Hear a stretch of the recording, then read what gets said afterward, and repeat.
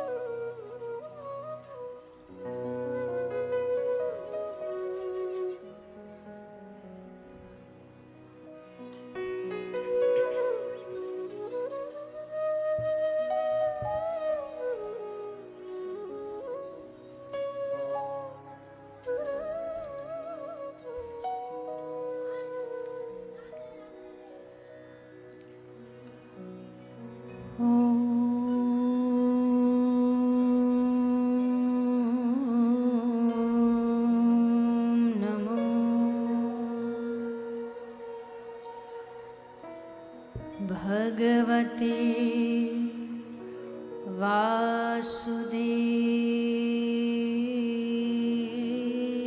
वासुदेवाय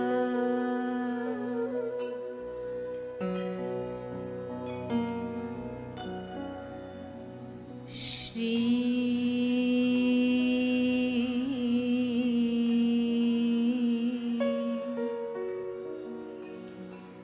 कृष्णाय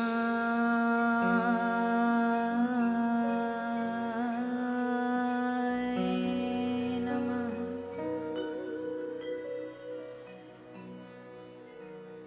ॐ अज्ञानतिमिरान्धस्य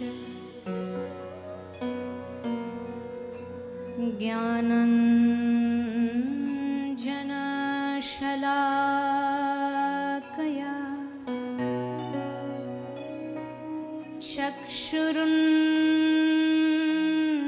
चक्षुरुन्मीलितं येन तस्मै श्री गुरवे नमः। श्री कृष्ण चैतन्य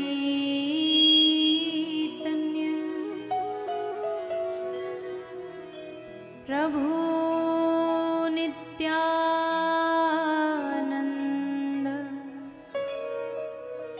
श्री अद्वैत गदाधर शिवासादि गौर भक्त वृंद। हरे कृष्णा कृष्णा कृष्णा हरे हरे हरे राम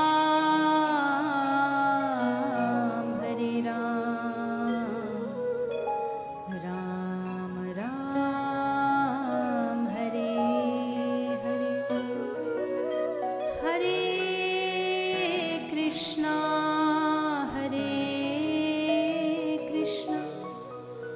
कृष्णा कृष्णा हरे हरे हरे राम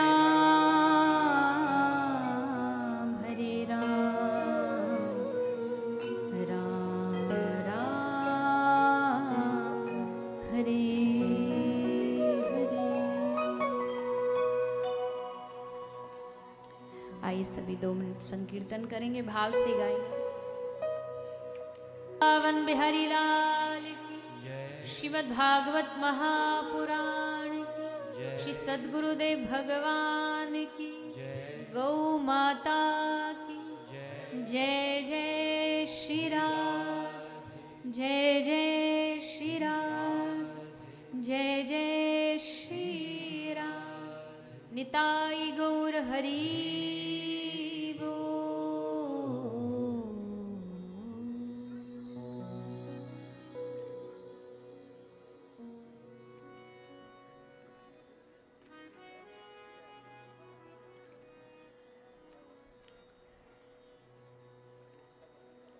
आइए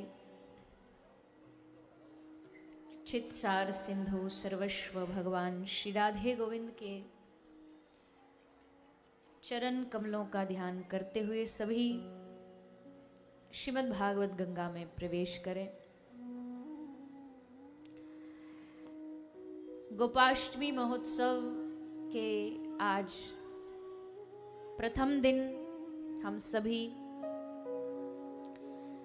श्रीमद् भागवत की कथा श्रवण करने के लिए एकत्रित हुए हैं।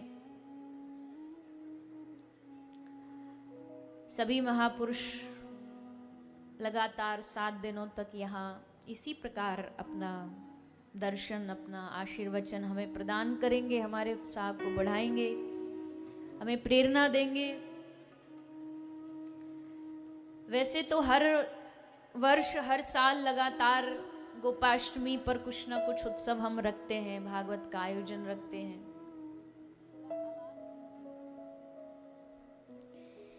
किंतु इस वर्ष कुछ विशेष उत्साह है, सबके अंदर, हमारे अंदर, क्योंकि इस गौ सेवा के कार्य को और आगे बढ़ाने के लिए एक बड़ा सुंदर प्रकल्प गोपाष्टमी के द्वारा, भूमि पूजन के द्वारा आरंभ हम सब करने जा रहे हैं। तो एक तो कार्तिक का महीना चल रहा है, कार्तिक मास चल रहा है। कार्तिक माह में, कार्तिक मास में क्या हुआ जानते हैं ना सभी?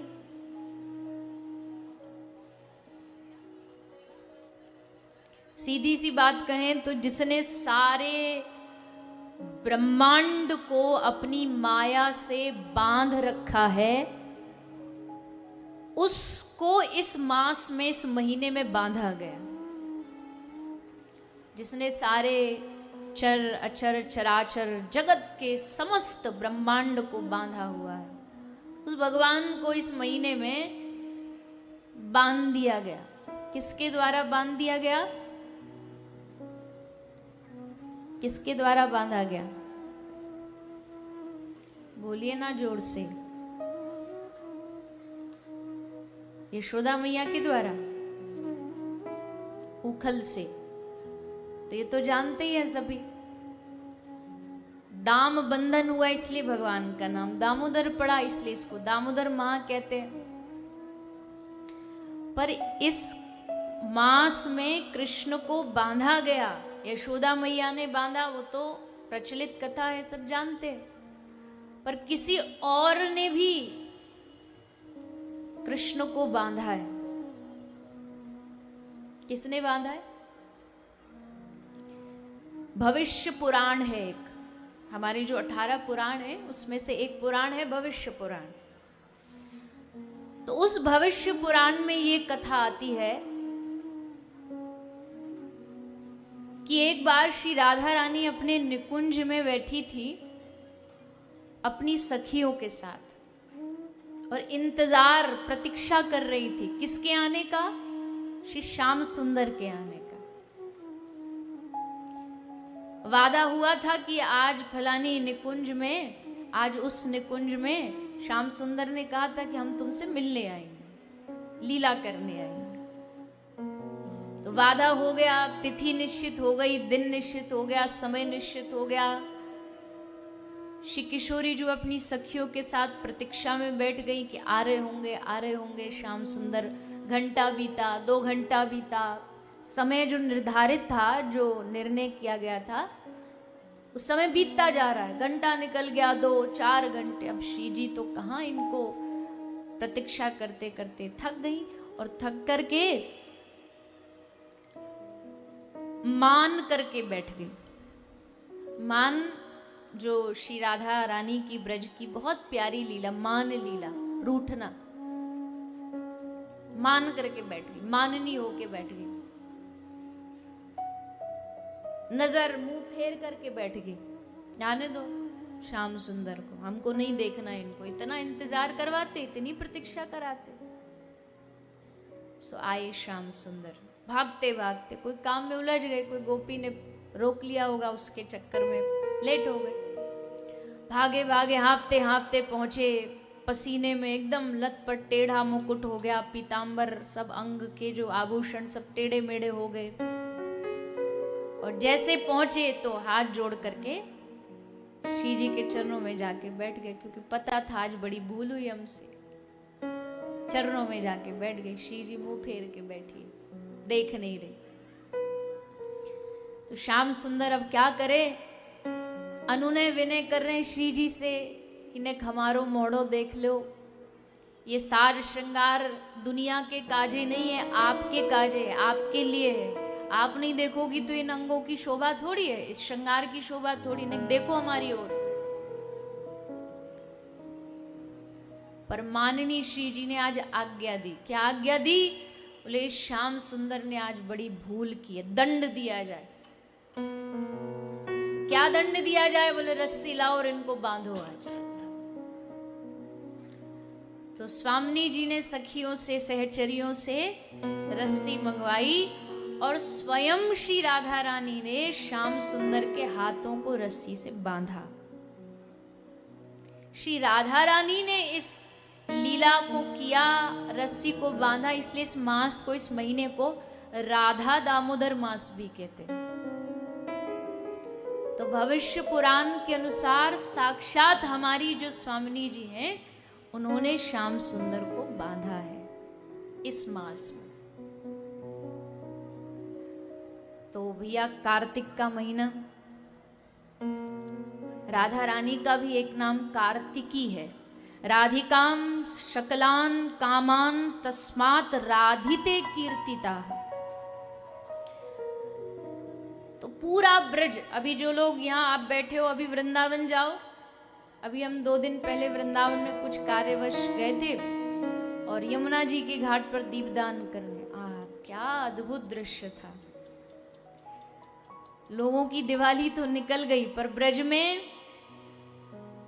मेरे बाके बिहारी की शोभा निराली है। यहाँ रोज होली और रोज दिवाली है। पूरे ऐसे यमुना मैया में सब दीप आ रहे थे चमचमाते हुए। रात्रि का समय, दृश्य देख के ऐसा लगे साक्षात श्री राधा माधव की वो सुंदर लीला ऐसे ही होती होगी, ऐसे ही दर्शन होता होगा। तो फिलहाल तो ब्रज में खूब उत्सव चल रहा है। और ब्रज में उत्सव कब नहीं होता? ब्रज में कहते हैं, ब्रज में उदासी की तो एंट्री नहीं है। या जैसे ही कोई जरा सा उदास होता है ना, तो फिर कोई ना कोई त्योहार आ जाता, कोई ना कोई उत्सव आ जाता है। शरद पूर्णिमा गई, अब कार्तिक शुरू हो गया। फिर कार्तिक के बाद बिहार पंचमी, बसंत पंचमी, फिर होली उत्सव शुरू हो जाएगा। फिर चंदन यात्रा शुरू हो जाएगी, ठाकुर जी के चरणों का दर्शन, बिहारी जी के चरणों का दर्शन। तो यहाँ इस ब्रज धाम में, इस ब्रज 84 कोस में दुख की, निराशा की, उदासी का तो कोई प्रवेश ही नहीं है। होने ही नहीं देते ठाकुर जी, श्री जी किसी को उदास।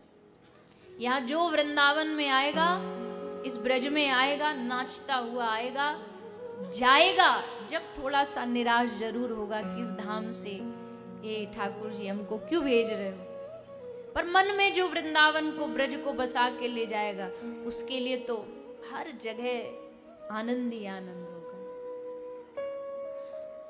तो कार्तिक मास, और उस कार्तिक मास में ब्रज भूमि में बैठ करके हम सभी श्रीमद् भागवत कथा का श्रवण पान।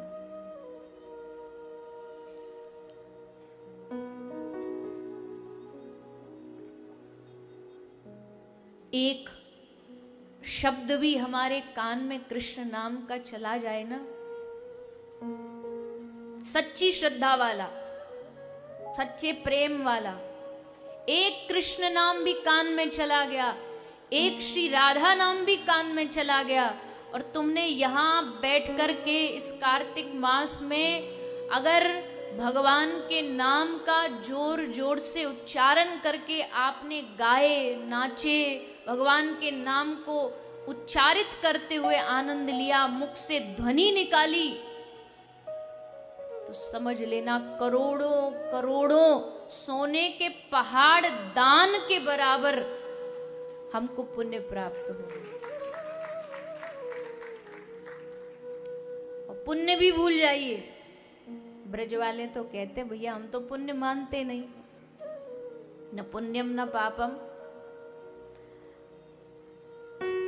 इस धरती पर बैठ करके जो यहाँ इस गौ सेवा धाम, गौ माता के प्रांगण में बैठ करके कृष्ण कृष्ण उच्चारित करेगा, श्री राधा नाम का उच्चारण करेगा, श्री राधा रानी की, श्याम सुंदर की डायरेक्ट कृपा उसके जीवन में,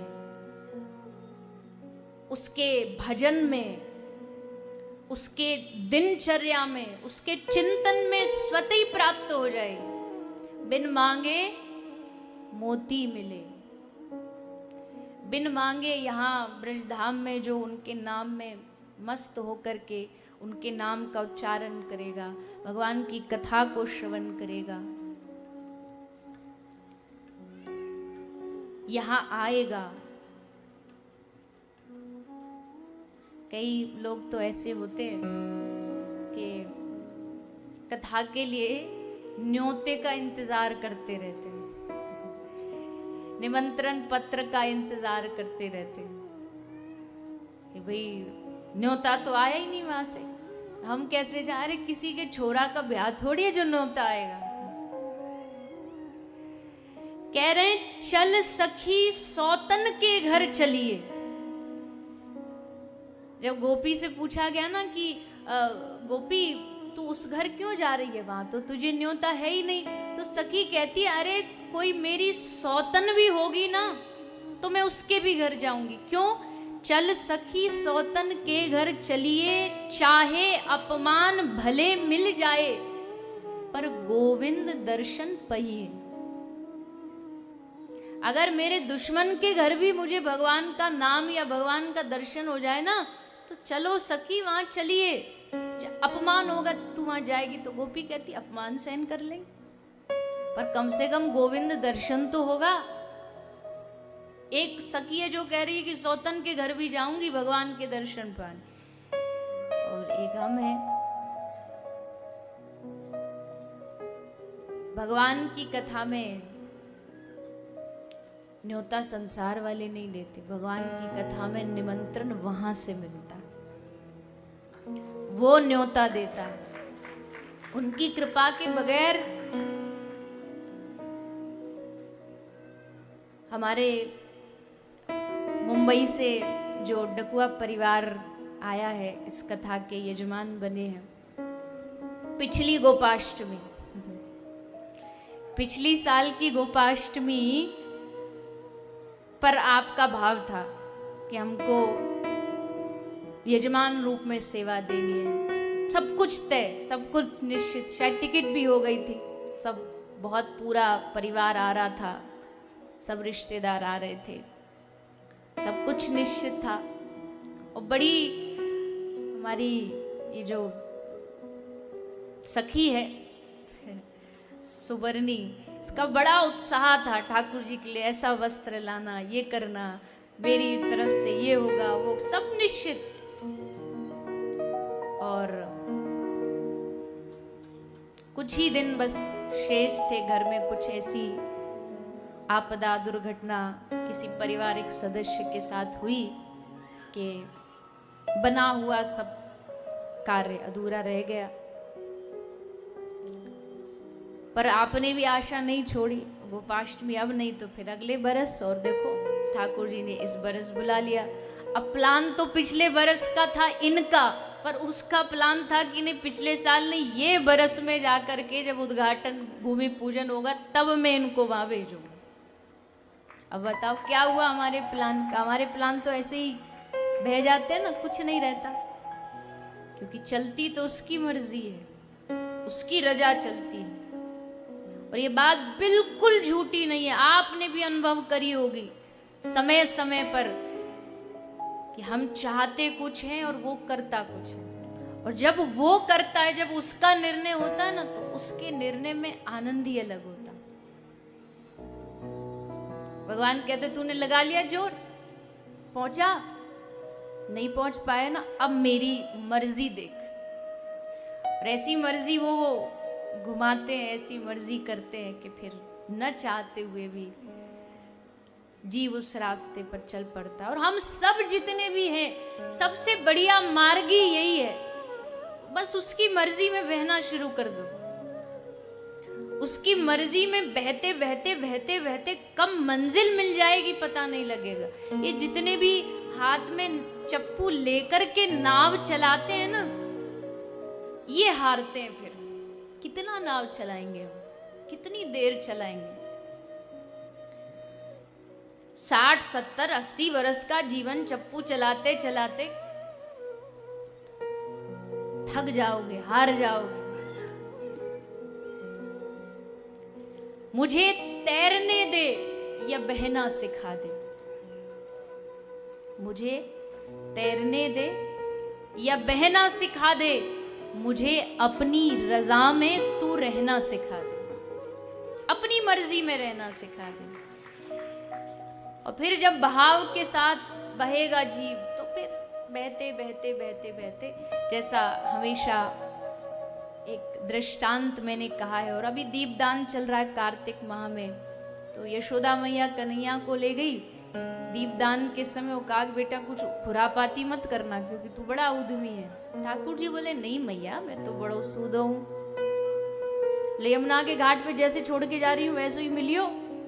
हाँ मैया तुम जाओ दीपदान करो। सब गोपी दीपदान कर रही, पर दिए गायब। और कहाँ गायब? तो बोले कन्हैया सब दियों को हाथ में लेकर के किनारे बिठाड़े, सबको हाथ में ले लेके खड़े। यशोदा मैया बोली लाला तू का कर रहे हो, इन दीपन को हाथ में लेके काय को ठाड़ो है? तो मुस्कुरा के ठाकुर जी बोले मैया ये सबरे दिए पानी में बहते बहते डूब रहे थे, और जानती हो मैया मेरो नाम का है, मेरो नाम है भक्त वत्सल। मेरी आंखन के सामने कोई डूब रहे हो है ना, तो मैं वाको देख नहीं सकूं, मैं तुरंत जाके वाको हाथन में उठा लूं कि ये डूब नहीं जाए। तो फिर मैया ने पूछी लाला डूब तो बहुत लोग रहे हैं, तू किस किस को बचाएगा? तो श्री ठाकुर जी ने कही सबको नहीं, पर जिन दियों का मुख मेरी ओर है उनको कभी डूबने नहीं दूंगा, ये मेरा वादा।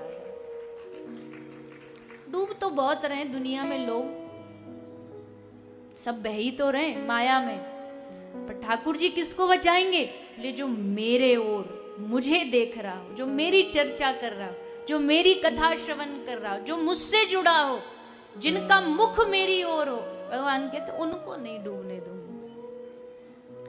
तो इस कार्तिक माह में, इस कार्तिक मास में हे श्री ठाकुर जी हम डूबतों को पार लगा देना, हमारी नैया को आगे बढ़ा देना। इस सत्संग में बैठ के, इस कथा में बैठ करके, इस गोपाष्टमी महोत्सव में बैठ करके हमारे मन में बस इतनी सी इच्छा जागृत कर देना कि हमारा जो जीवन है वो आपकी ओर बहे, आपकी ओर चले। कथा हमारे भीतर ना भगवत प्राप्ति की इच्छा जगाती है, क्योंकि संसारिक वस्तु को पाने की इच्छा तो हमारे मन में ऑटोमेटिक आ ही जाती है, उसको तो कोई जगाना नहीं पड़ता। संसारिक वस्तु की इच्छा जागना बहुत सरल है, लेकिन उसकी प्राप्ति बहुत मुश्किल है। संसार में कोई भी इच्छा जाग गई, इतना बड़ा घर चाहिए, पर प्राप्ति तो मुश्किल है ना, उसके लिए दिन रात मेहनत करो, परिश्रम करो। पर भगवान में एकदम उल्टा है, यहां भगवान की प्राप्ति आसान है, पर भगवान की प्राप्ति की इच्छा मन में जागना मुश्किल है। दोनों में अंतर समझो। संसार में इच्छा आसान है किसी भी चीज को पाने की, पर वो चीज प्राप्त होना मुश्किल है। पर भगवान के लिए भगवान पाना आसान है, पर इच्छा जागना बहुत मुश्किल। इच्छा ही नहीं होती भगवान को पाने की। भगवान ये दे दो, भगवान ऐसा कर दो, भगवान वैसा कर दो, पर भगवान तुम मिल जाओ, ये इच्छा नहीं जागती। इस इच्छा को जगाना है बस। मन में ये भाव संकल्प बस लेना है। भगवान कौन? सत्य संकल्प। भगवान को बस एक ही गुण चाहिए आपसे, कि आप बस संकल्पित हो जाए। और जैसे हमारे मन में इच्छा जागती है ना भगवान को पाने की, तो धीरे धीरे पाप छूटने लगते हैं। संसार की कोई वस्तु पाने की इच्छा जागती है तो पाप शुरू हो जाते हैं, और भगवान को पाने की इच्छा जागती है तो पाप छूटने लगते हैं, सब दूर होने लगता है। और भगवान एक ही चीज से राजी होते हैं, संकल्प। संकल्प, और ये संकल्प कौन दिलाएगा? ये संकल्प भगवान की कथा ठोक ठोक करके अपने पास बार बार तुमको धक्का दे दे के कहेगी, कृष्ण दर्शन लालसा, भगवान की प्राप्ति की इच्छा करो, भगवान को पाने की चाह करो। तो पहली चीज जो ये कथा देगी, इच्छा हमारे हृदय में प्रदान करेगी। दूसरी चीज क्या देगी भगवान की कथा? ऐसी बैठे बैठे में मन में कई बार विचार आता, क्या क्या देती है कथा में। तो लिस्ट तो बहुत लंबी है, गिन नहीं सकते, पर मेरी दृष्टि में पहली चीज जो मुझे लगी, कथा क्या देती है? हमारे अंदर, हमारे भीतर, हमारे मन में भगवान के प्राप्ति की इच्छा जगाती है। दूसरा क्या, तो मन में आया हमारी खोई हुई श्रद्धा को वापस लेकर के आती है कथा। कभी कभी मन में आता, आज दुनिया ने सबसे बड़ा लॉस जानते हो क्या पाया है? सबसे बड़ा लॉस दुनिया में लोगों में ये हुआ है कि लोगों ने अपनी श्रद्धा को खो दिया। श्रद्धा नहीं बची। श्रद्धा हो किसी में, भगवान में श्रद्धा हो। अगर भगवान में नहीं भी किसी की श्रद्धा है तो भगवान के जनों में श्रद्धा हो, गुरु में श्रद्धा हो, किसी संत के चरणों में श्रद्धा हो। क्योंकि श्रद्धा होना ही हमारे जीवन का केंद्र है। श्रद्धा नहीं होगी ना जीवन में तो जीवन खाली है एकदम। श्रद्धा होगी तो इस बात का भरोसा, श्रद्धा हमको ना एकदम हल्का फुल्का बना देती है, एकदम लाइट बना देती है कि मुझे भरोसा है कि कोई है मुझे संभालने के लिए, ये मेरी श्रद्धा है। आज समाज ने श्रद्धा को खोया, ये सबसे बड़ा नुकसान। रावण भले राम जी को नहीं मानता था पर कम से कम उसकी शंकर भगवान में तो श्रद्धा थी। एक जगह तो केंद्र था उसके पास। हिरण्यकशिपु भगवान नारायण को भले ना मानता हो पर ब्रह्मा जी का तप किया तो ब्रह्मा जी में तो श्रद्धा थी। कहीं एक जगह तो श्रद्धा होनी चाहिए, हमारी कहीं भी नहीं है। जैसा भी सब महापुरुष कह रहे थे ना कि कहीं जाते भी हैं, संतों के पास भी जाते हैं ना तो बस वहां कमियां ही ढूंढते हैं। ये ऐसा क्यों बोल रहे हैं, ये बढ़िया कपड़ा क्यों पहना हुआ है। श्रद्धा खोना ही जीवन का सबसे बड़ा लॉस है, हानि है। कथा श्रद्धा को लौटाती है कि नहीं, श्रद्धावान बनो, श्रद्धा रखो भगवत चरणों में, श्रद्धा रखो गौ माता में, श्रद्धा रखो गुरु चरणों में, श्रद्धा रखो। अजी मैं तो इतना भी कहूं, अगर किसी व्यक्ति विशेष में भी श्रद्धा रख लोगे ना, पूर्ण श्रद्धा, 50-50 वाला सिस्टम नहीं चलेगा यहां, पूर्ण श्रद्धा होनी चाहिए। कथा श्रद्धा वापस लौटाती। और फिर मन में आया और क्या वापस आता कथा सुन के, कथा हमारा खोया हुआ धैर्य वापस लौटाती। धैर्य, धीरज। धैर्य नहीं बचा। अगर भगवान 2 माला खरने पे नहीं मिले तो बदल दो माला, बदल दो मंत्र, बदल दो भगवान, बदल दो गुरु। ये कोई धैर्य है? धैर्य ऐसा हो, धैर्य मतलब तसल्ली, धीरज, पेशेंस। धैर्य ऐसा हो कि सारा जीवन भी अगर हमें उनका नाम ले ले करके, गा गा के, रो रो के उनको पुकारना पड़े तो हम पुकारेंगे पर हटेंगे नहीं कभी इस रास्ते से। जैसे गोपी कहती थी ना, मेरे रोने से तुमको जो आए हंसी तो मैं रो रो के तुमको हंसाया करूं। कोई भक्ति एक आध दिन का कोई प्रोसेस थोड़ी होता कि नहीं मिले भटक गए बस, चमत्कार नहीं हुआ भटक गए बस, कभी भी नहीं। भक्ति आयुर्वेदिक औषधि है। ये भक्ति कोई वो एलोपैथी वाला सिस्टम नहीं कि गोली ली और तुरंत खत्म।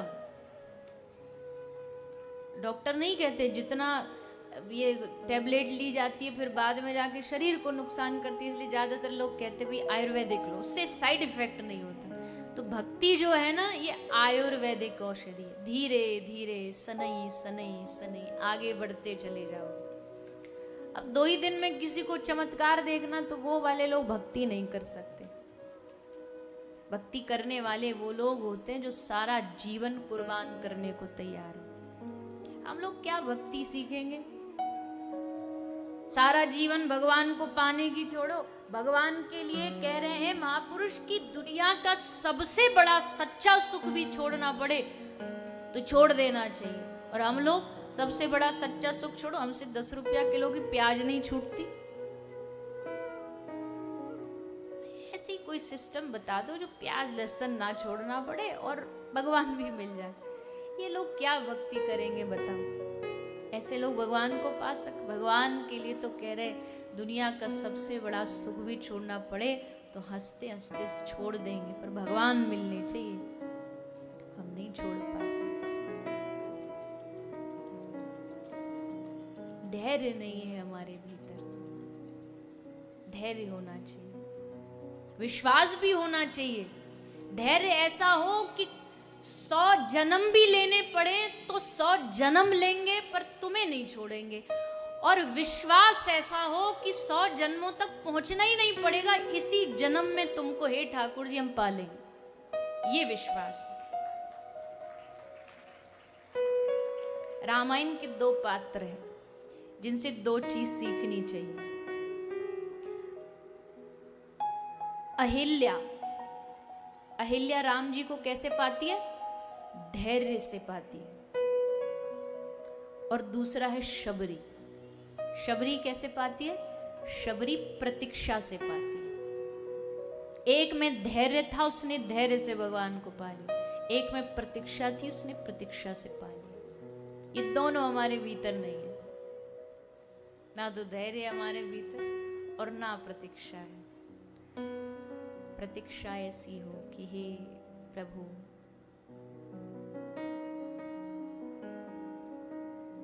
बार बार बार बार जन्म लेंगे, और वो भी कहीं और नहीं लेंगे। कहीं दिल्ली बंबई मत फेंक देना। जन्म जन्म दीजो या ही ब्रज बसिबो। यही ब्रज चाहिए, यही ब्रज की माटी चाहिए, यही ब्रज धाम चाहिए, इससे बाहर नहीं। बोले यहाँ आओगे तो तुमको फिर कोई सुख संपत्ति नहीं देने वाला मैं तुमको। प्रभु सारी सुख संपत्ति इस ब्रज के सामने मिट्टी बराबर है।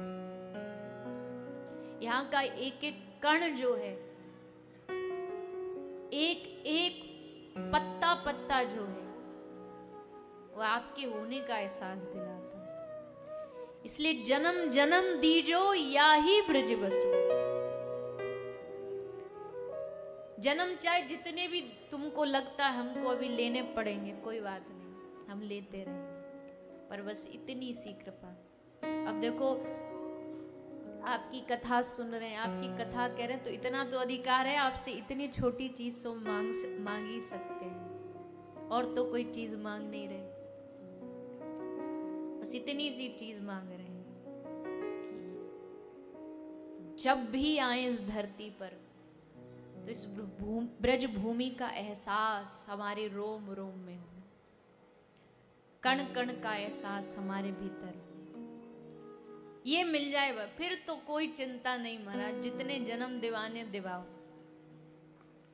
इतने जन्म हो गए और भी ले लेंगे, पर तुम्हारा पीछा नहीं छोड़ेंगे। एक बहुत प्यारी पंक्ति है, बहुत प्यारी पंक्ति है।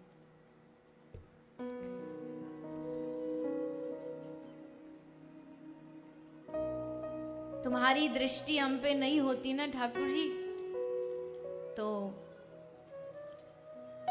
इस ब्रजभूमि से प्यार नहीं होता, इससे मोहब्बत नहीं होती, इससे लगाव नहीं होता। इससे लगाव हुआ है, इसका मतलब ये प्रमाण है कि तुम कहीं ना कहीं हमको अपना मानते हो, तुमने हमको अपना माना है, और उसी अपनापन के कारण हम आपसे कह रहे हैं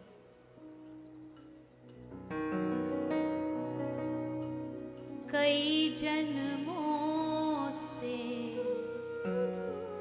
बुला रही हूँ, कोई तो रिश्ता जरूर होगा। कई जन्मों से बुला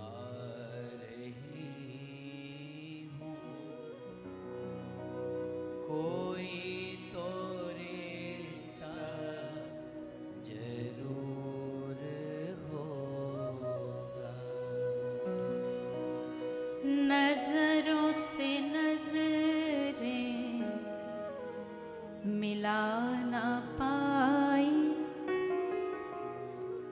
मेरी नजर का कसूर होगा।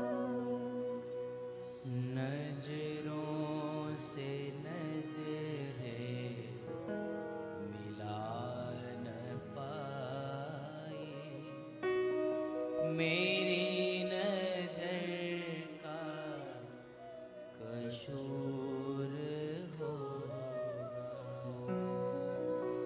कई जन्मों से बुला रही हूँ, कोई तो रिश्ता जरूर होगा।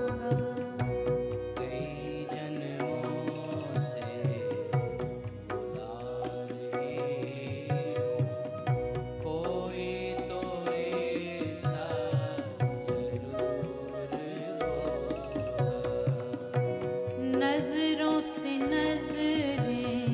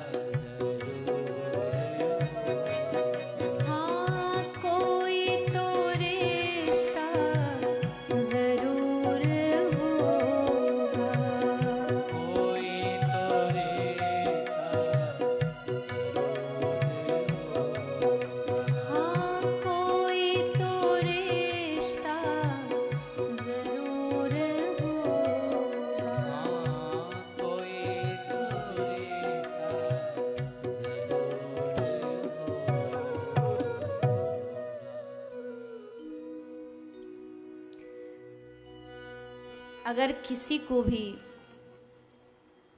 भगवान का नाम लेने में अच्छा लगता है, आनंद आता है, या भगवान की कथा सुनने का मन करता है, अच्छा लगता है, तो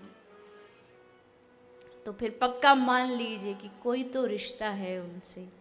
ऐसे ही थोड़ी बिना रिश्ता के किसी की याद आती है। रिश्ता जहाँ होता वहीं तो याद आती है, वहीं तो उनका स्मरण होता है, वहीं तो उनसे मिलने का मन करता है।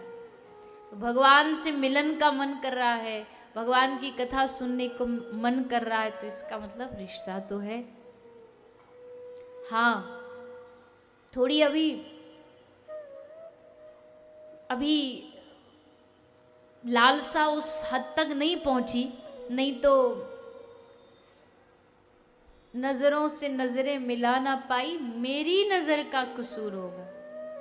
भगवान का कसूर नहीं है कि अगर उनकी प्राप्ति नहीं हो पा रही, तो कसूर अपना है, और हम भगवान का कसूर समझते, इसलिए बोल देते भगवान के घर देर है, अंधेर नहीं है।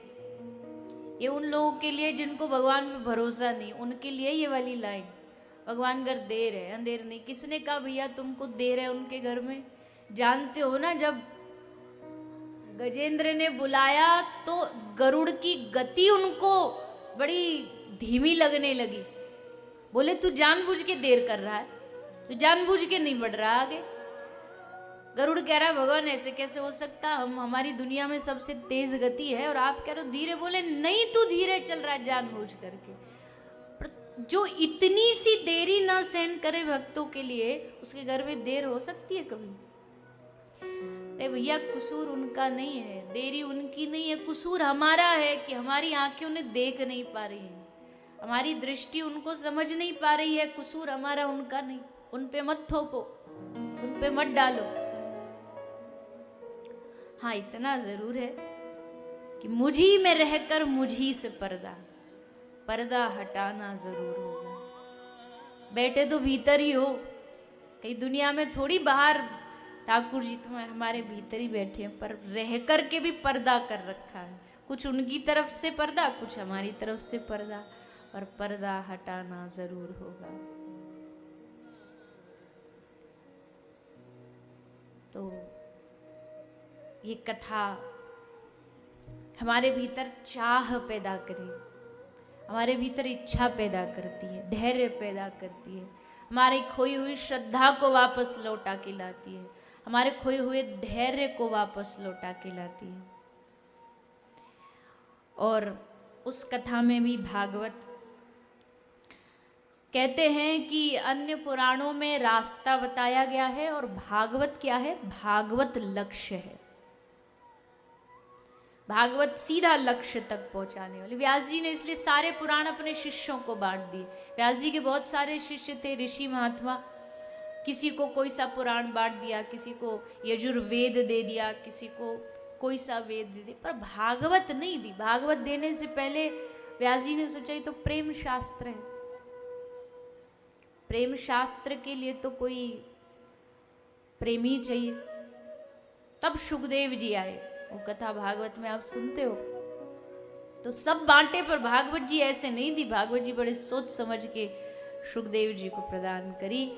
तो ऐसा ये प्रेम शास्त्र भागवत हम सबको प्राप्त हो रहा है। 7 दिन तक हम यहाँ बैठ कर के कथा सुनेंगे, और कथा के साथ साथ हमें समय समय पर संतों का दर्शन मिलेगा और गौ माता की सेवा करने का अवसर मिलेगा। तो ये सारी चीज़ हमें एक साथ यहाँ प्राप्त होंगी, भागवत की सन्निधि प्राप्त हो रही है।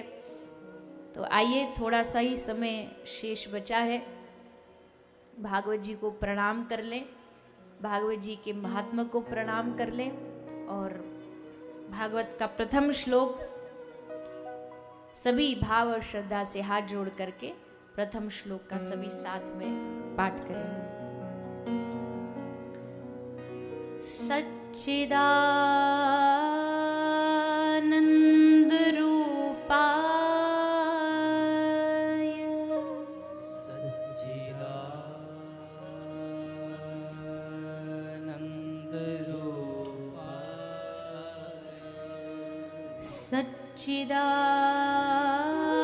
सच्चिदानंद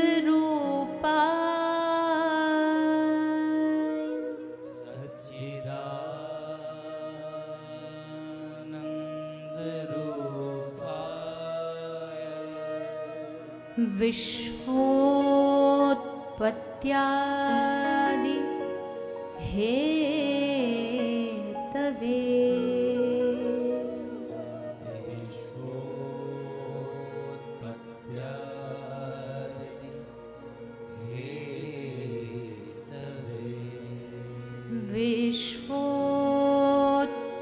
विश्वोत्पत्त्यादि हेतवे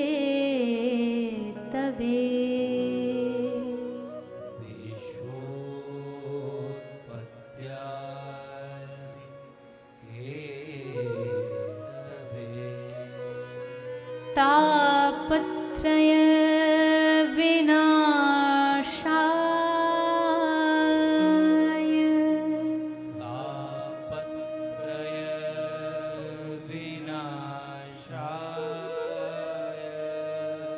तापत्रय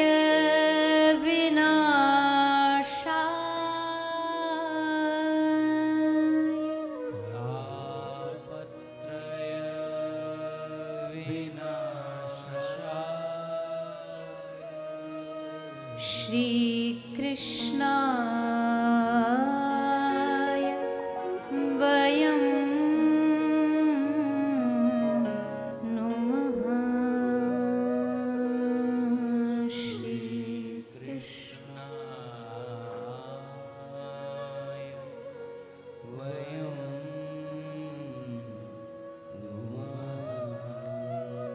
श्री कृष्णाय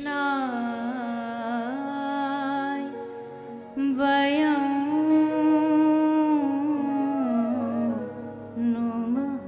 श्री कृष्णाय वयं नमः। श्री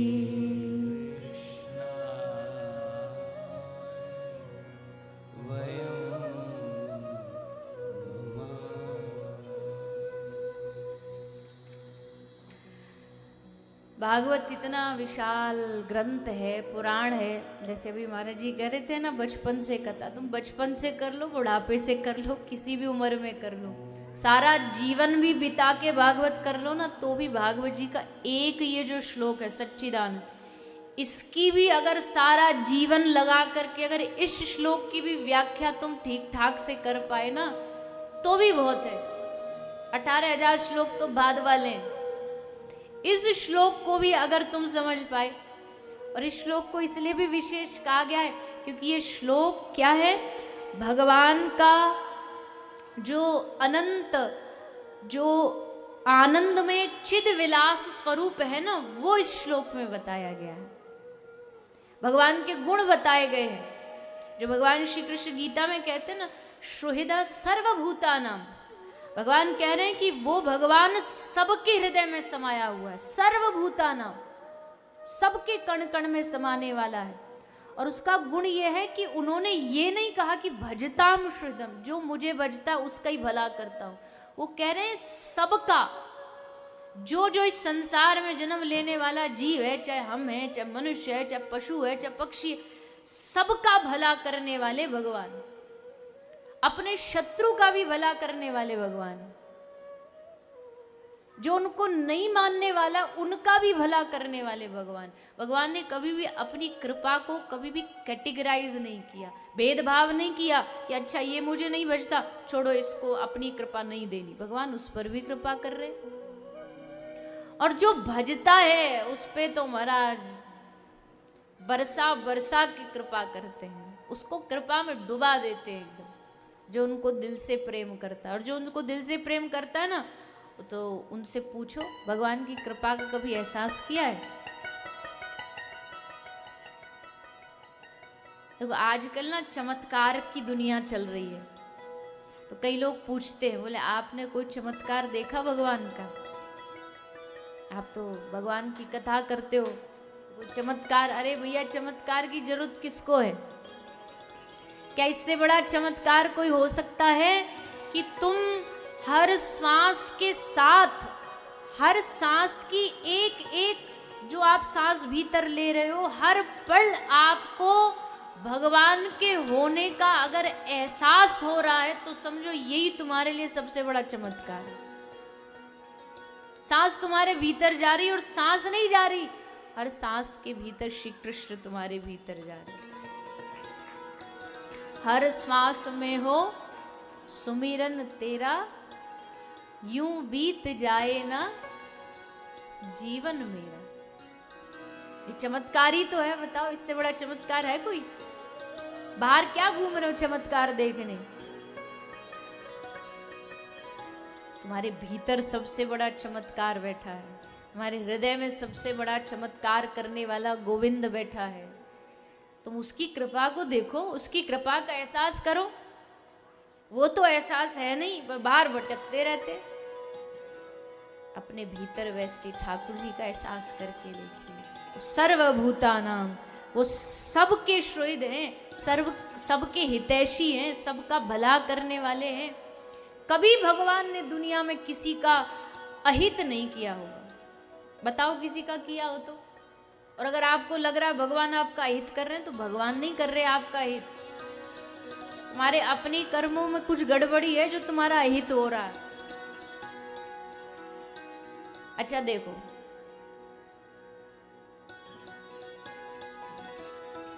बर्फ हो, बर्फ की जो सिल्ली होती है, अब उस बर्फ से तुम लाख कहो, ठंड में, ठंडी का समय चल रहा हो, तो तुम उस बर्फ की सिल्ली से लाख कहो कि हे देवी ठंड ऑलरेडी इतनी पड़ रही है, तुम अपने भीतर से ठंडक मत गरमाट दो। हमें ठंडक नहीं चाहिए, ठंडक तो पहले से ही बाहर बहुत है, तुम गरमाट दो। तो क्या वो बर्फ की सिल्ली गरमाट देगी? हाँ कि नहीं? नहीं देगी। एक सांप हो, उस सांप से, सर्प से आप कहो कि हे सर्प देवता, जहर तो आप हमेशा ही छोड़ते हो, अब की बार हमको डसो तो अमृत छोड़ना, तो वो अमृत छोड़ेगा? बोलो ना हाँ के ना? नहीं। क्यों? क्योंकि सांप के भीतर जो है वही तो छोड़ेगा। आप उसे लाख अनुनय विनय करो, अमृत दे दे, अमृत दे दे, नहीं देगा। अब ठाकुर जी कौन है? ठाकुर जी राधा रानी हमारी करुणा की भंडार है। उनके भीतर क्या भरा हुआ है? करुणा भरी हुई है, वात्सल्य भरा है, प्रेम भरा, लाड़ भरा है। अब कोई लाख कितनी भी गलतियां करे, अब जब जो जिसके पास है ही नहीं वो देगा कैसे? उनमें करुणा है तो करुणा ही बरसाएंगे, उनमें प्रेम है तो प्रेम ही बरसाएंगे। उनके सामने चोर भी आके खड़ा हो जाए और कहे प्रभु हमारा अहित कर दो, तो भगवान चाह के भी नहीं कर सकते, क्योंकि उनके पास अहित है ही नहीं, उनके पास हित ही हित है, तुम्हारा भला ही भला है। कभी वो हमारा अहित नहीं कर सकते, जब भी करेंगे भला करेंगे। और अगर कुछ लग रहा अहित हो रहा है तो भगवान नहीं कर रहे भैया, कर हम ही लोग रहे। अपना हित हम खुद ही करते हैं, अपने जीवन को हम खुद ही बिगाड़ते हैं, भगवान नहीं बिगाड़ने वाले। भगवान तो कितना सुंदर जीवन देते हैं, कितना बढ़िया जीवन देते हैं, बिगाड़ते हम खुद हैं उसको। तो कृपा सिंधु नाम भगवान का पड़ा, कृपा सिंधु। अब कृपा सिंधु के भीतर से क्या निकलेगा? कृपा निकलेगी। उनके वाणी से, उनकी दृष्टि से बस कृपा ही कृपा निकलेगी।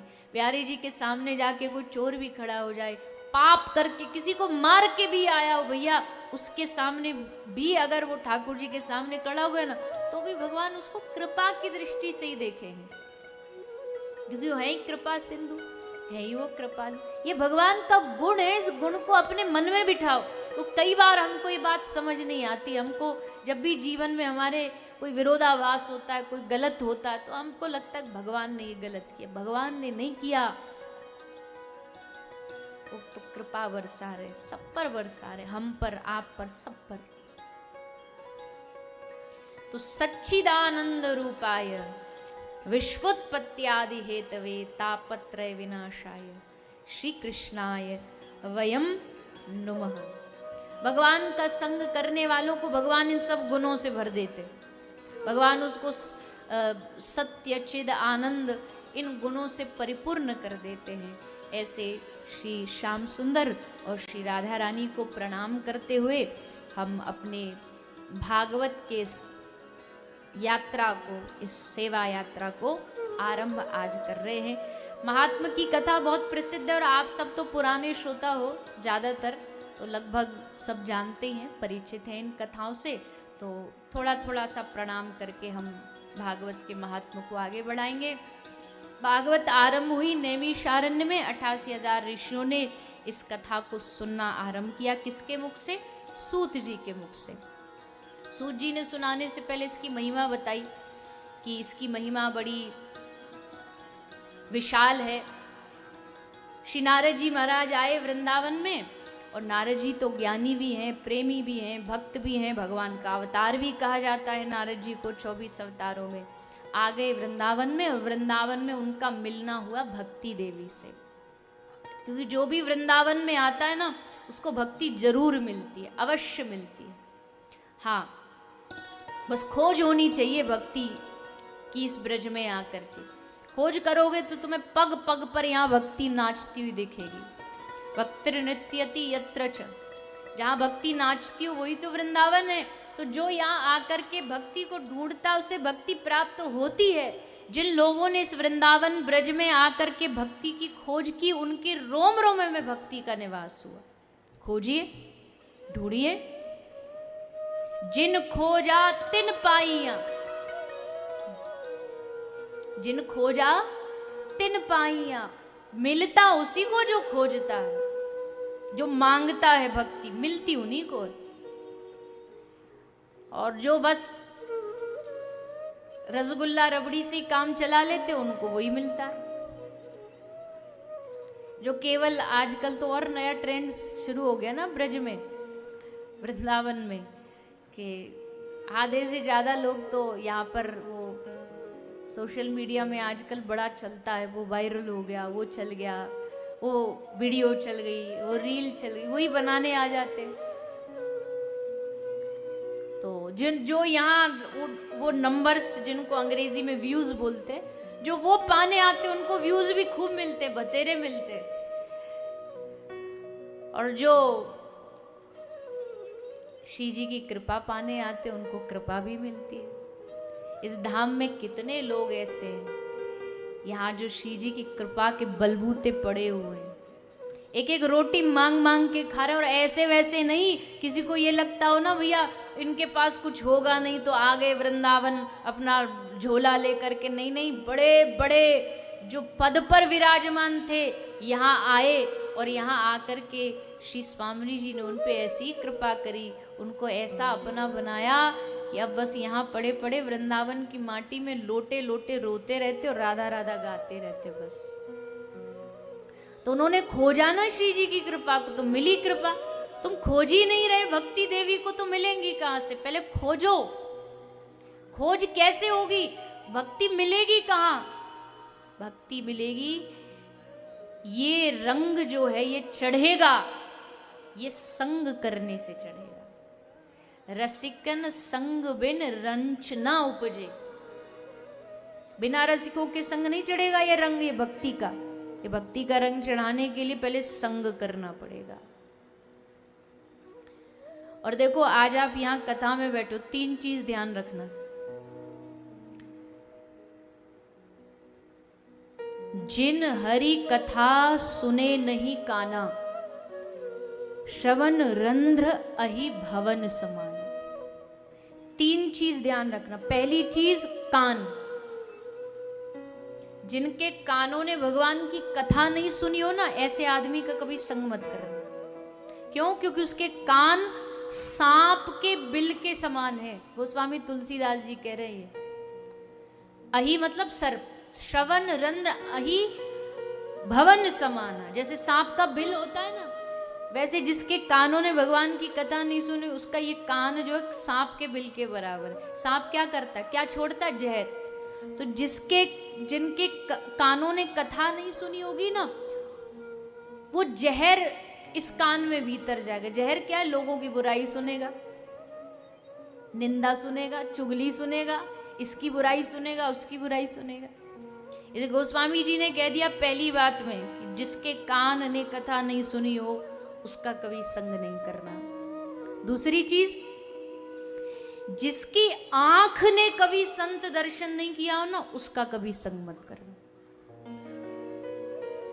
जिसकी आंखें, जिसकी नजरें भगवान को देखना जानती हो ना, उसके साथ रहना तो तुम्हारे आंखों पर भी भक्ति का चश्मा अपने आप लग जाएगा। जिनकी नजरों में ठाकुर जी,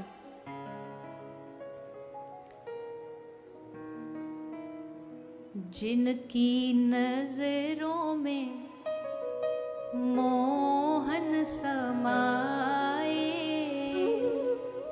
जिनकी नजरों में मोहन समाए, वो नजर फिर तरसती नहीं है। जिनकी नजरों में मोहन समाए, वो नजर फिर तरसती नहीं है। ये तो प्रेम की बात है वो। बंदगी तेरे बस की नहीं है। जिनकी नजरों में मोहन समाए, वो नजर फिर तरसती नहीं है। तो जिन आंखों ने कभी भगवान, चलो भगवान तो कोई बिरला ही होगा जिसको दर्शन हुआ होगा, पर जिनकी आंखों ने कभी उनके संतों का भी दर्शन नहीं किया हो ना, उनका कभी संग नहीं करना, उनका साथ नहीं करना। जिनकी कानों ने हरि कथा, जिनकी आंखों ने संत दर्शन, और तीसरी, जो नहीं करही राम गुण गाना, जी हो सो दादुर जी समान। जिनकी जिव्या ने कभी राम नाम गुणगान नहीं किया हो, उनका संग मत करना। क्यों? जैसे कान सांप का बिल, गोस्वामी जी ने जिसकी जिव्या भगवान का नाम नहीं लेती, उसकी तुलना किससे की है? जी सो दादुर। मेढक देखा है ना, मेढक, मेढक क्या करता है दिन भर? टर टर टर। तो जिनकी जिव्या राम गुणगान करना नहीं जानती, गोस्वामी जी कहते हैं उनकी जीभ मेढक के जीभ के समान है, दिन भर टट्टर ही करती रहती है। उस टट्टर का कोई व्याख्या तो है नहीं, टट्टर का कोई महत्व तो है नहीं, वह कर रही है बिना बाती के। गोस्वामी जी कह रहे हैं जो भगवान का नाम नहीं लेता ना, उसकी जीभ उस मेढक के समान है। व्यर्थ, वेस्टेज, जो बोल रहा है सब वेस्ट। कितने भी बड़े बड़े ज्ञान दे ले, कितनी भी बड़ी बड़ी बातें कर ले, पर जिसकी जिव्या ने राम नाम नहीं गाया ना, जिसने राधा नाम नहीं गाया, मेढक की जबान के समान। और एक और भाव है, दादुर चमगादड़ को भी बोलते हैं। तो चमगादड़ से तुलना क्यों करी? चमगादड़ उल्टी लटकती है, और जो जानता हो, चमगादड़ जो है ना, वो जिस जिव्या से खाती है, उसी जिव्या से वो मलमूत्र का क्षय भी करती है। इसलिए जिसकी जिव्या भगवान का नाम नहीं आती, गोस्वामी जी कहते चमगादड़ के समान, उसी से खा रहा है और उसी से बक बक बक बक कर रहा है, मलमूत्र त्याग के समान उसका जीवन, जिसकी जिव्या ने राम नाम नहीं गाया। तो इन तीन, कान, आंख और जीभ, ये ज्ञानेंद्रिया, ये जो तीनों हैं तो पंच ज्ञानेंद्रिया, पांच कर्मेंद्रिय, पर इसमें विशेष ये तीन महत्वपूर्ण होती है, क्योंकि आंख देखती है, कान सुनता है, जीभ बोलती है। ये तीनों जब तक हरि चरणों में नहीं लगेंगी ना, तब तक इन तीनों का महत्व नहीं। तो इन तीनों की महत्वता इसी में है, सत्संग से, हरि भजन से, ठाकुर जी के नाम स्मरण से। तो वृंदावन ब्रज आते हो, बहुत लोग आते हैं आजकल तो महाराज पूछो ही नहीं, वृंदावन में पांव रखने तक की जगह नहीं छोड़ी। इतने भक्त आ रहे हैं, इतने प्रेमी आ रहे हैं, और बढ़िया है हमारा वृंदावन, इतना दुनिया में प्रेम मिल रहा है वृंदावन को, ब्रज को, ब्रजधाम को। तो जो कभी वृंदावन का नाम तक भी नहीं जानते थे ना, जिनको दूर दूर तक भी वृंदावन का कोई मतलब नहीं था, आज वो लोग यहाँ आकर के श्री राधा नाम गा रहे। तो है तो बड़ी खुशी की बात, बड़ी प्रसन्नता की बात है। हमारी श्री जी बुला रही तो आप आ रहे हो इस धाम में। पर इन 3 चीजों का ध्यान रखना इस ब्रज में आते हो तो। और विशेष चीज ये ध्यान रखना, भक्ति देवी की चाह पाने आओगे तो भक्ति मिलेंगी। नारद जी को भक्ति मिल गई वृंदावन में आकर के। यमुना के घाट पर भक्ति देवी विराजमान थी, ज्ञान वैराग मूर्छित पड़े थे। तो कारण पूछा, कहा कि महाराज कारण तो हम भी नहीं जानती, पर यहाँ आके सब उलट पुलट हो गया। नारद जी बोले कोई बात नहीं, अभी हम कुछ करते हैं और सब ठीक हो जाएगा। नारद जी ने इनके कान में सब वेद शास्त्र पुराण सबके मंत्र सुना दिए, कुछ लाभ नहीं हुआ, कोई फायदा नहीं हुआ। तो फिर आकाशवाणी ने सत्कर्म की आज्ञा दी और सनकादि ऋषियों ने आज्ञा दी भागवत कथा कराओ, ये सबसे बड़ा सत्कर्म। तो श्री नारद जी ने ऋषिकेश में उत्तराखंड देवभूमि में कथा का आयोजन कराया। सब आए, कथा श्रवण की, सबके साथ साथ भक्ति देवी भी पधारी, ज्ञान वैराग्य भी पधारे और कथा को श्रवण करके भक्ति सुतौ तौ तरुणौ गृहीत्वा प्रेमैक रूपा सहसा विराशीत श्री कृष्ण गोविंद हरे मुरारे नाथेति नामानि मुहुर्वदन्ति। सब दुख संकट पीड़ा ज्ञान वैराग के दूर हो गए। भक्ति नाचती भई बीच पंडाल में प्रकट हो गई और ज्ञान वैराग भी संग संग में नाचते नाचते पंडाल में प्रकट हुए। भागवत जी ने भक्ति के दुख का हरण कर लिया। इस प्रकार ये पहला दृष्टांत दिया। और दूसरा दृष्टांत था गौकर्ण महाराज का। गौकर्ण महाराज किसके गर्भ से प्रकट हुए? किसके गर्भ से प्रकट हुए? तो फिर जोर से बोलिए। गौ माता के गर्भ से प्रकट हुए।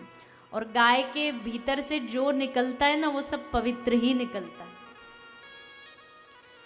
अजी और तो छोड़ दीजिए, दुनिया की सबसे जो बेकार वस्तु मानी जाती है वो मलमूत्र माना जाता है, पर गाय के भीतर से वो प्रकट होता है, इसलिए गाय का वो मलमूत्र भी पंचगव्य कहलाता है।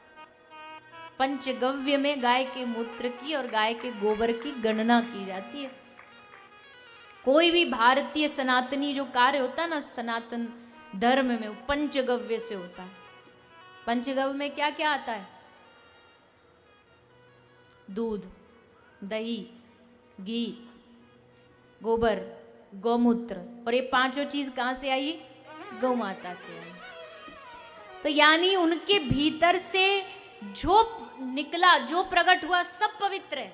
गाय के भीतर से जो निकला वो भी पवित्र, और गाय के आसपास जो होगा वो भी पवित्र, वो भूमि पवित्र। महाभारत में प्रसंग आता है अज्ञातवास का, सबने सुना होगा। पांडवों को अज्ञातवास हुआ।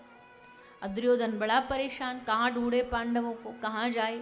तो किसी महात्मा ने, किसी अच्छे ऋषि ने आकर के उनको एक लक्षण बताया कि जिससे ये पता लगाया जा सकता है पांडव कहाँ हैं। कैसे पता लगेगा? बोले जिस स्थान पर तुमको सबसे ज्यादा गाय दिखाई दे, बहुत सारी गाय जहां इकट्ठी हो, तो समझ लेना यहाँ कोई धर्मात्मा व्यक्ति रहता।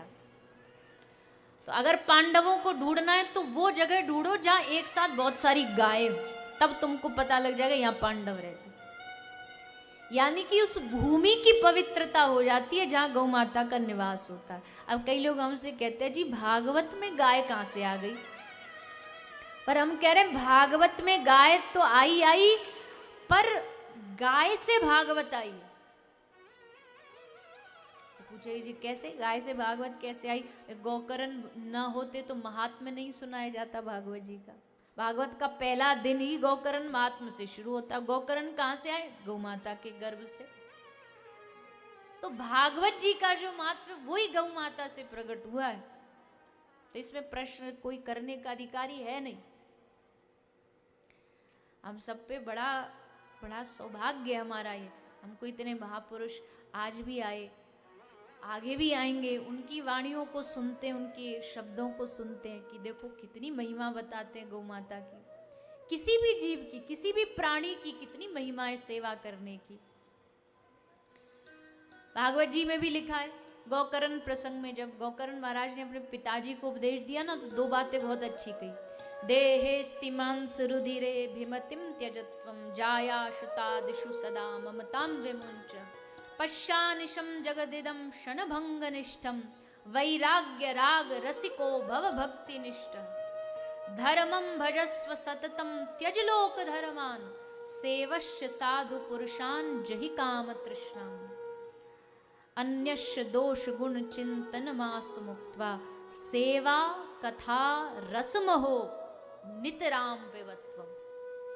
ये गौकरण जी का उपदेश है और इसमें क्या कह रहे हैं गौकरण जी महाराज? दो काम करना, सेवा कथा रसमोह। एक तो कथा सुनना और दूसरा क्या करना? सेवा। और ये दोनों चीज आपके पास उपलब्ध है। कथा सुन रहे हो, कथा के बाद तुरंत टोकरा में चारा लेके पहुंच जाओ पीछे, तुरंत पहुंच करके गौ माता को खिला दो, तुरंत जाके उनके सर पे हाथ फेर दो, तुरंत जाके उनकी पूंछ पकड़ के सहला दो, थोड़ा सा गला थोड़ा जाके सहला दो। दोनों चीज, ये सेवा और कथा ना, ये दोनों एक दूसरे से जुड़ी हुई है, अलग नहीं है। कोई अलग मानता है तो वो उसकी मूर्खता है। सेवा कथा रसम हो, सेवा के साथ साथ कथा भी जरूरी है और कथा के साथ साथ सेवा भी जरूरी है। कई लोग अगर ये आपसे कहते हुए आपको भाषण देते हुए मिल जाए कि नहीं नहीं ये कथा भक्ति वक्ति कुछ नहीं, बस सेवा करो, इतना अभी सेवा का भाव नहीं जागा हमारे मन में, ये कथा की जरूरत नहीं है। कथा की आवश्यकता और सेवा की भी आवश्यकता, दोनों चीज संग लेके चलो, क्योंकि बिना कथा के सेवा करोगे तो क्या होगा? सेवा से अहंकार पैदा हो जाएगा। सेवा बहुत अच्छी चीज है, सेवा की महिमा दिन रात हम सुनते, पर सेवा के साथ एक बहुत बड़ा खतरा है। सेवा से व्यक्ति के भीतर अहंकार जरा जल्दी आ जाता। हम बड़े गौ सेवक हैं, हमारे बराबर तो इसमें ब्रजमंडल में इस धरती पे कोई सेवा करने वाला ही पैदा नहीं हुआ, आ गया अहंकार। तो सेवा हो, लेकिन इस भावना से हो कि हम तो भैया बस इंस्ट्रूमेंट है, करा वो रहा है। करते हो तुम कन्हैया, धीमे धीमे से लग रहे हो आपने, जोश से बोलो। करते हो तुम कन्हैया मेरा नाम हो रहा है। पर होता क्या है, एक क्या हुआ, एक बस जा रही थी, तो उस बस में एक भिखारी ने बस के खिड़की से कहा भैया पैसा दे दो, भैया पैसा दे दो। तो एक आदमी बैठा बस की खिड़की पर और एक बैठा है खिड़की से दूसरी सीट पर। तो जो दूसरी सीट वाला था उसको भिखारी पे दया आई, उसने 10 रुपया निकाला और 10 रुपया निकाल करके, अब उसका हाथ तो पहुंच नहीं रहा था, उसने खिड़की वाले को दे दिया, भैया तू दे दे। अब जब खिड़की वाले ने वो रुपया भिखारी को दिया तो भिखारी को क्या लगा, कौन दे रहा पैसा? खिड़की वाला। अब वो उसका धन्यवाद करता जा, आपका खूब खूब धन्यवाद, आपका खूब, अरे आपको दूधो ना हो पूतो पलो, और आपका ये हो जाए, आपका वो जाए। पर भैया पैसा देने वाला तो साइड में बैठा है, तुमने तो बस विंडो से पास किया थोड़ा सा और तुम समझे बैठे कि हमने दिया। सेवा कर रहे हो, बड़ी अच्छी बात है, कंबल बांट रहे हो, दान कर रहे हो, बड़ी अच्छी बात है, बंदरों को, गौ माता को केला खिला रहे हैं, बड़ी अच्छी बात है। पर हमारा काम वो खिड़की वाले आदमी बराबर है कि उसने दिया और तुमने वहां लगा दिया, बस। इससे ज्यादा अगर सोचे बैठे हमने दिया तो ये पागलपन है। वो दे रहा है तो तुमने वहां तक पहुंचा दिया। पर ये हम सोचते नहीं, हम तो भूल जाते हैं एकदम घमंड में कि हम कर रहे हैं, हमारे बराबर कोई कर नहीं सकता। देखो, 3 चीज अगर अधिकारी को नहीं मिलेगी ना तो उसकी दुर्गति कर देगा। ज्ञान, मान और धन, ये 3 चीज हमेशा सुपात्र को मिलना चाहिए। अगर वो अपात्र को मिल गया, दे दिया, तो उसका पतन कर देगा। ज्ञान हमेशा पात्र व्यक्ति को मिलेगा तो ही ज्ञान से भला होगा, नहीं तो ज्ञान से कई बार बड़ा खतरनाक अभिमान पैदा हो जाता है। ज्ञान है पर भैया किसके लिए? संसार से, इसका थोड़ा हम भला करते हैं, लोगों का थोड़ा सा भला कर। अब अपने ज्ञान से तुम किसी को नीचा दिखा रहे हो तो काहे का ज्ञान? अगर हम अपने ज्ञान से अभिमान पैदा कर रहे हैं, अगर हम अपने ज्ञान से किसी में दोष देख रहे हैं, हम अपने ज्ञान से किसी को नीचा दिखा रहे हैं, तो फिर वो ज्ञान सुपात्र को नहीं मिला। मान मतलब सम्मान, ये भी सुपात्र को मिलना चाहिए। नहीं सुपात्र को मिला तो अभिमान पैदा हो जाएगा। और तीसरा धन, धन भी सुपात्र को मिलना चाहिए। धन जो होता है वो अमृत के समान है, अगर सुपात्र को मिलेगा तो। जैसे भोजन जो होता है ना, भोजन वो हमारे शरीर के लिए अमृत के समान है, लेकिन अगर हमारे पेट में अपच हो रही हो तो वही भोजन जहर का काम करेगा।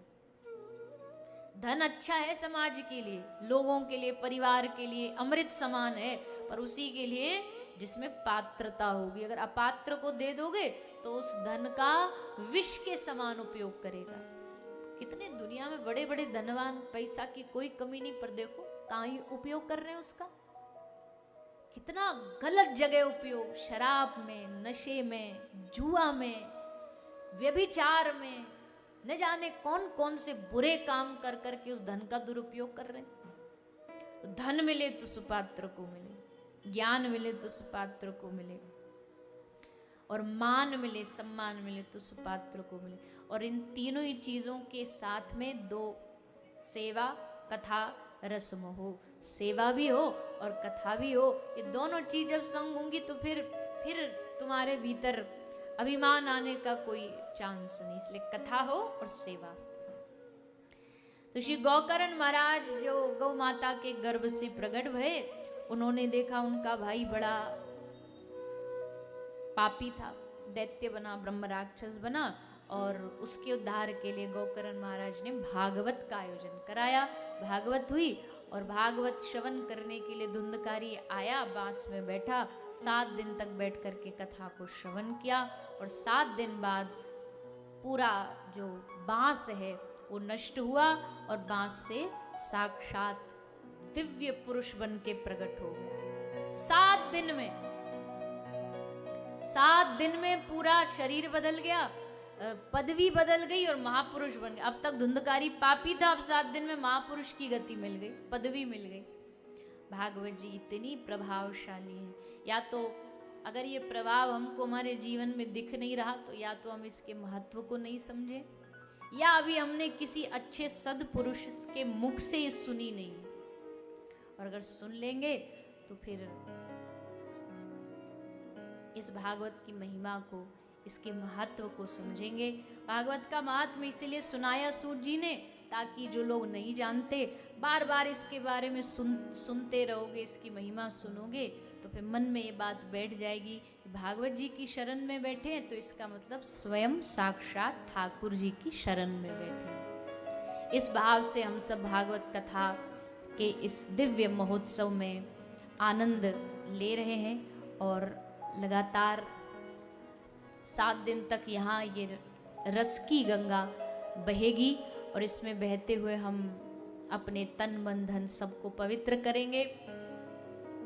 गोपाष्टमी की तैयारी जोरों शोरों से चल ही रही है और हम हर रोज़ निवेदन करते ही हैं, हर वर्ष निवेदन करते हैं। जो जहाँ जिस शहर में रहता हो, जो आ सकते हैं सबको न्योता है, सब पधारिए। परसों यहाँ बड़ा सुंदर महोत्सव मनेगा, सुबह से ही उत्सव चालू हो जाएगा। सब गौशालाओं में भोजन प्रसादी, अपनी गौ माताओं का 56 भोग भोजन प्रसादी, और फिर शाम को 3 बजे इस नवनिर्मित अस्पताल का भूमि पूजन होगा। माननीय हरियाणा के जो सीएम साहब है वो पधार रहे हैं, और भी बहुत सारे राजनीतिक संत समाज, वैष्णव समाज उपस्थिति अपनी दर्ज कराएंगे और आप सब लोग भी पधारेंगे, उसका आनंद लेंगे। आज कथा का समय प्रातःकाल था और कल से कथा का समय संध्या को शाम के सत्र में रहेगा। 4 से 4:30 बजे के बीच जो आसपास के लोग हैं, क्षेत्र के लोग हैं, वो यहाँ पधारेंगे, और जो यहाँ पर हैं वो तो समय पर कथा में आ ही जाएंगे और श्रवण का लाभ प्राप्त करेंगे। आसपास से जो भी लोग आज पधारे हैं, समय का विशेष सब ध्यान रखेंगे। कल संध्या के समय कथा है तो समय पर सब पधार के आनंद लेंगे। आइए थोड़ी करेंगे। उसके बाद कार्तिक माह दामोदर भगवान को प्रणाम करते हुए हम दामोदर अष्टक का पाठ भी करेंगे। तो सभी बड़े भाव से 2 मिनट के लिए सूचना। आइए सभी भाव से दामोदर अष्टक का गान करेंगे।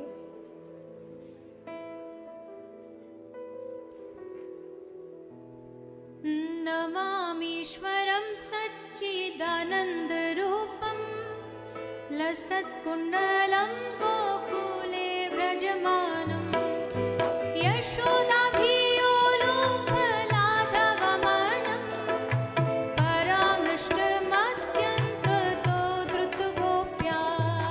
हरे कृष्णा कृष्णा कृष्णा हरे हरे, हरे रामा रामा रामा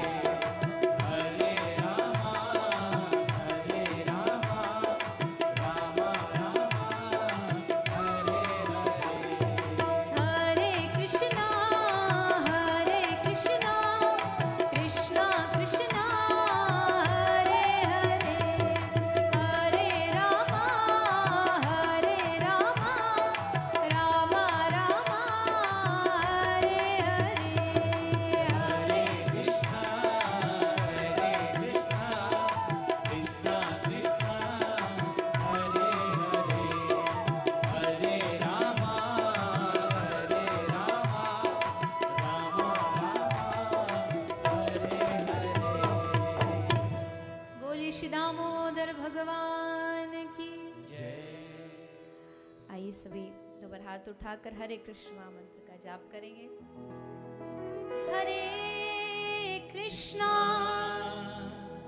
हरे कृष्णा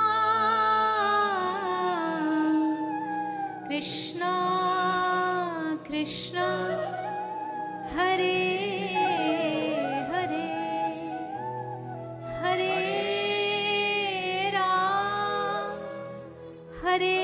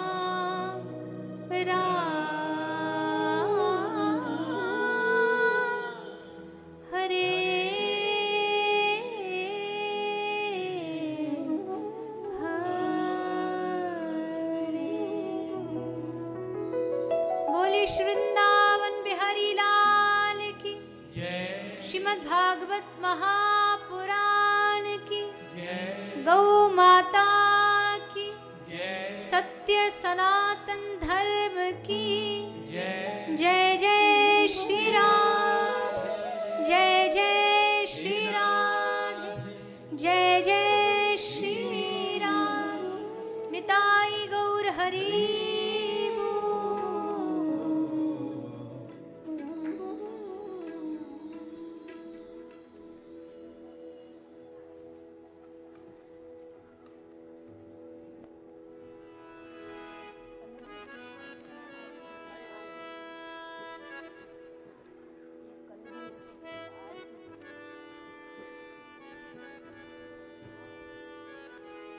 श्री राधे। तो आइए आप हम सभी चलते हैं दिव्य मंगलमय आरती की ओर। आरती से पूर्व मुख्य यजमान समस्त परिवार से निवेदन है आप सभी शीघ्रता से आकर मंच पर आरती में सम्मिलित हों और पूज्य माता जी से भी निवेदन है आप भी आकर दादी जी को लेकर आएं और आरती में सम्मिलित हों समस्त परिवार।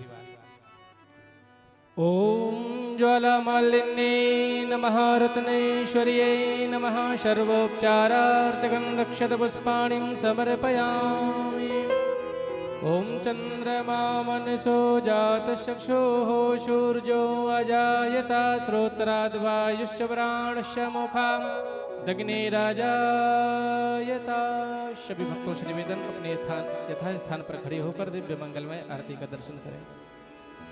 श्री बांके बिहारी तेरी आरती गाऊं श्री बांके बिहारी तेरी आरती गाऊं श्री बांके बिहारी तेरी आरती गाऊं श्री बांके बिहारी तेरी आरती गाऊं आरती गाऊं प्यारे आपको रिझाऊं आरती गाऊं प्यारे आपको रिझाऊं आरती गाऊं प्यारे आपको रिझाऊं आरती गाऊं प्यारे आपको रिझाऊं बांके बिहारी तेरी आरती गाऊं श्री बांके बिहारी तेरी आरती गाऊं मोर मुकुट तेरे शीश पे सोहे मोर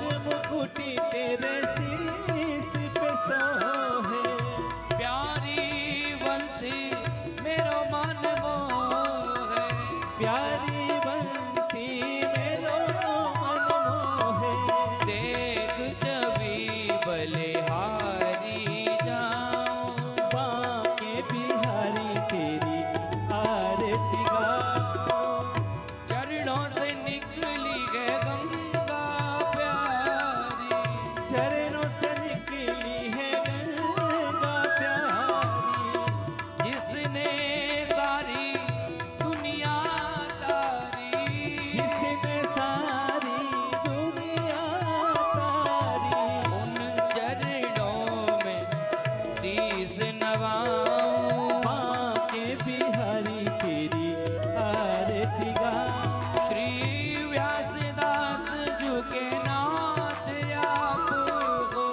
प्यासदास झुके नाथ आप हो।